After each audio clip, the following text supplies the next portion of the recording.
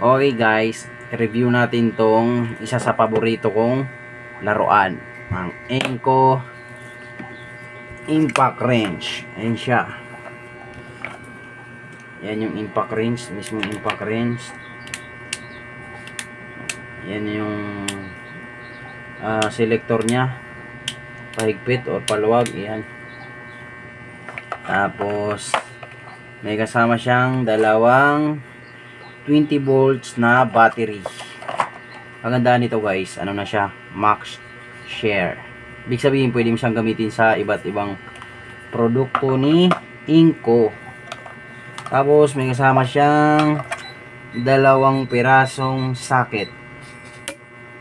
Napakatining. Ganda. Tapos yung kanyang napakalaking charger. Yan. Ito yung resibo. Tapos manual na hindi binabasa. Siyempre Pilipino tayo eh.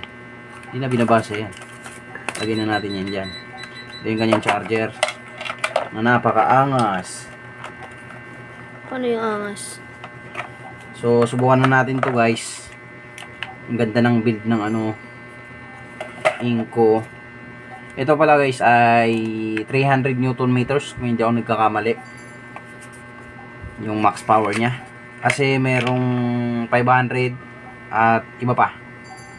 Pero mas mahal yun. Ito kasi pang personal na gamit ko lang.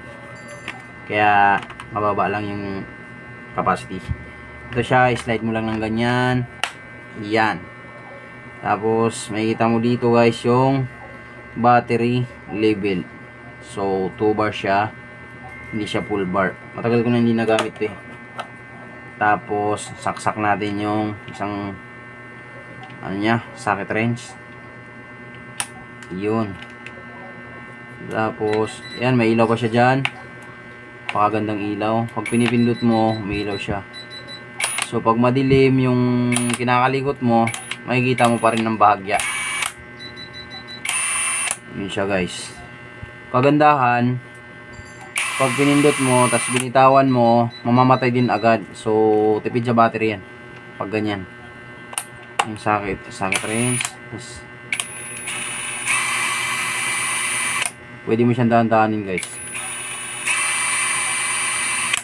Sa kabila naman, pipindutin mo lang siya dito. Gusto naman siya ikot sa kabila. O, di ba? Tapos meron siyang mode dito.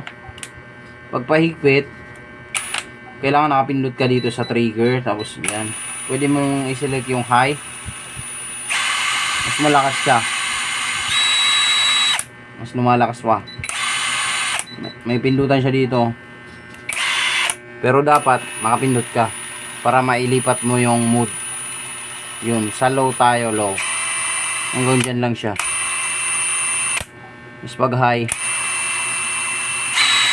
yung ganun siya. Yun siya kalakas. So 20 volts, matagal-tagal din tumalobat. Tapos eto guys, pwede nyo siyang palitan na, pwede kayong bumili ng adapter para i-convert siya through drill or screwdriver. Kaya nag-order ako nito. Hindi to kasama guys sa package ni Inco. Binili ko to sa Shopee. Hindi ko na maalala kung magkano. So ito yung parang idudugtong mo dito para maging drill. Yan siya. Ayan, tapos ito yung panghigpit niya, tapos may screwdriver na bits kinakabit doon. Tapos ito mismo yung adapter na idudugtong mo dito. Yan. Para maikabit mo naman to, tapos dito mo naman ikakabit yung mga drill bits, kung ano may ilalagay mo, or pwede rin itong screw. Yan, pero hindi na to kasama guys sa package ni Inco Philippines. Ang kagandahan kay Inco, marami na rin siyang service center sa Pilipinas. Tapos ito pa guys, bumili ako ng pang back class ng torque drive assembly. Ayan, 3941 yata to. Ayun, 3941. Wala siyang tatak, mabigat siya, hindi ko pa siya nagagamit. Pero mukhang makapal naman at mukhang maganda naman. At hindi ko pa nasusubukan to dahil hindi pa naman ako nagbabaklas ng motor ko. Yan. So yun guys, Inco. Napakaganda ng build, mukhang matibay. Saka may warranty naman.